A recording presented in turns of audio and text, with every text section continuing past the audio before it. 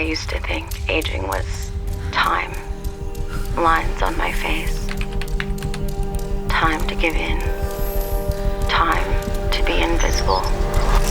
Time just waiting. Time lost.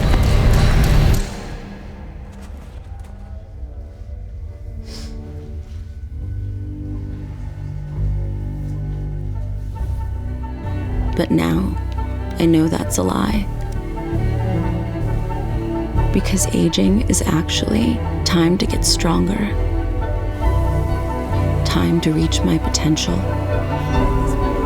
Time found. It's about time. Not just how much you have, but how well you live it.